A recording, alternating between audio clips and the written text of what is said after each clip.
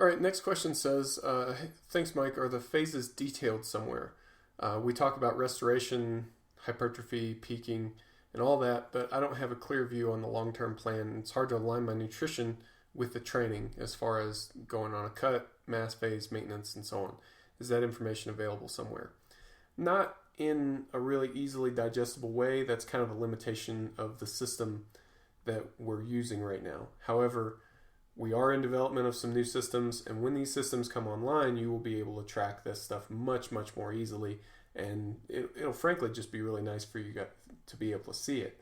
With that in mind, there are some things that you can do to figure out which phase that you're in and to help align your nutrition with those phases. So if you're seeing a reduction in overall volume, you're seeing some strange movement patterns like rotational work, a lot of upper back work that you don't normally see. If you're seeing strange tempos for the competition lifts and stuff like that, then you're probably in a restoration phase. If you're seeing lots of myo reps and stuff like that, stuff that's a little more bodybuilder-ish, maybe lower overall specificity of movement, then you're probably in a hypertrophy phase. Now, something that I don't think we've mentioned, you're likely to see both of those things happening at the same time, because during some stages we can combine those two goals and really get a good effect for both. We're able to help you get healed up. We're able to kind of prime your system a little bit for hypertrophy, even though it's not really hypertrophy directed. So I don't think those combination phases are really ideal for bulking up. But just so you know that you could possibly see them in combination with each other, in which case I would still call that a restoration phase. Then you have your classical loading phases. Typically they're developmental, specialization, and sport form. There's not a whole lot of difference between those different training blocks, at least not in the way that they're written currently. They're just kind of variations on a theme. They're both following a similar strategy, and it's progressing you toward a peak.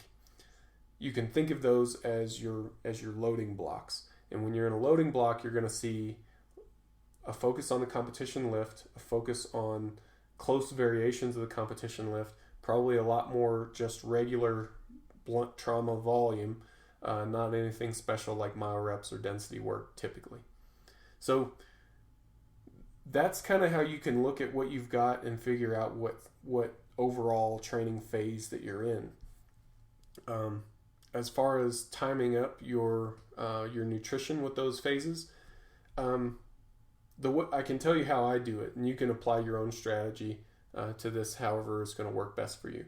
So for me, if I'm in a restoration phase, then I'm on maintenance.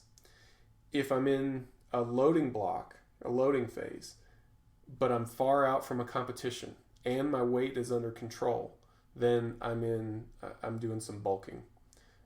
It maybe isn't like terribly aggressive, but it's intentional.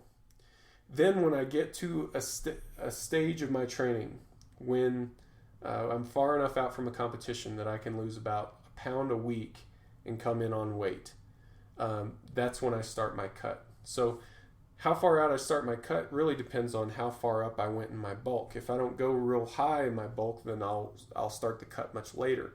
But if I get a little bit too fluffy, then that cut will have to start sooner.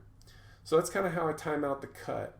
And I may not lose exactly a pound a week, but I want to get close enough so that I can do just a little bit of water manipulation at the end and come in on weight for the competition. So that's how I kind of plan out my nutritional strategies. Maybe that works for you, maybe it doesn't. I'd love to know your thoughts, so send back a follow-up.